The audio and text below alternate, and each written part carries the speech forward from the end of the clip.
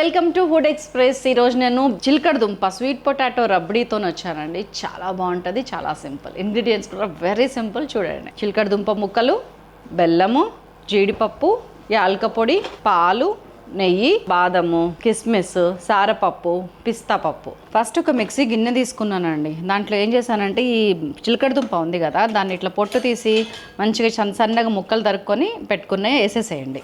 ఇవి మోరంగడ్డ ముక్కలు అనమాట. దాంట్లో ఒక పావు కిలో స్వీట్ పొటాటోకి 50 గ్రాములు జీడిపప్పు వేయండి. లేకపోతే ఒక బౌల్ ఆఫ్ స్వీట్ పొటాటోకి 1/8 బౌల్ ఆఫ్ జీడిపప్పు వేయండి. మీరు ఏ బౌల్తో తీసుకుంటే ఆ బౌల్లో. దాంట్లో ఒక 200 ml ఆఫ్ వాటర్, అంటే ఇవి రెండు వేయగా జస్ట్ తడి పొడిగా మునిగేటట్టు వాటర్ పోసేయండి. పోసేసి కొంచెం అంటే కొంచెం ఉప్పు, 2 చిటికెలు ఉప్పు వేసాను నేను. ఉప్పు వేసి మంచిగా మెత్తగా పేస్ట్ లాగా గ్రైండ్ చేసుకొని రండి. ఇప్పుడు ఒక కడాయిలోకి, ఒక నాన్ స్టిక్ పాన్లోకి ఒక 2 టీ స్పూన్స్ నెయ్యి తీసుకున్నాను. మన డ్రై ఫ్రూట్స్ అన్నీ ఫ్రై చేస్తున్నాను అనమాట.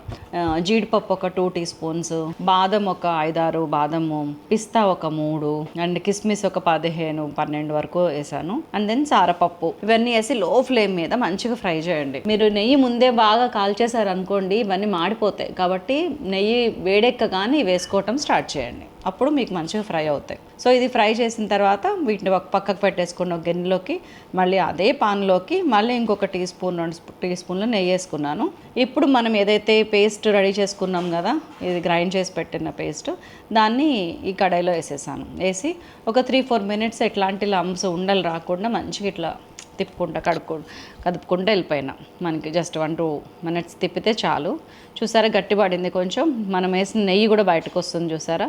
ఈ టైంలో నేను ఒక 150 గ్రామ్స్ ఆఫ్ జాగరీ, మనం ఎంతైతే చిలకడ దుంప తీసుకున్నామో పావు కిలో, దాంట్లో సగం, అందాజా సగం కంటే ఒక పిసర్ ఎక్కువ, సగం తీసుకోండి. అది బెల్లం వేసేసాను.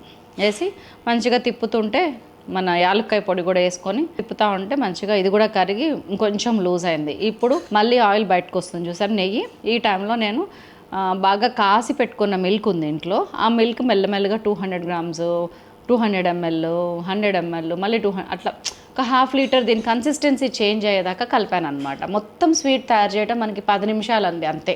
సో అట్లా చేసుకున్న తర్వాత ఒక్కసారి చెక్ చేసుకోండి.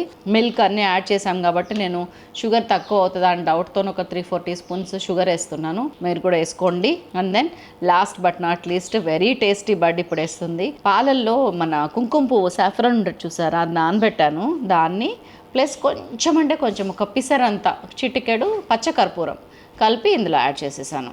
బాబా ఏమన్నా ఉందండి కలుపుతుంటే టేస్ట్. సో రెడీ అయిపోయింది స్వీట్ పొటాటో స్వీట్. పెట్టండి, ఎవరైనా స్వీట్ పొటాటో ఇందులో ఏముంది అని అడిగితే స్వీట్ పొటాటో అని చెప్తే వాళ్ళకి ఒక ప్రైజ్ ఇచ్చేసేయండి. ఉండనా మరి, మరొక అద్భుతమైన రెసిపీతో మళ్ళీ వస్తాను. ఇక్కడితో సెలవు, బాయ్.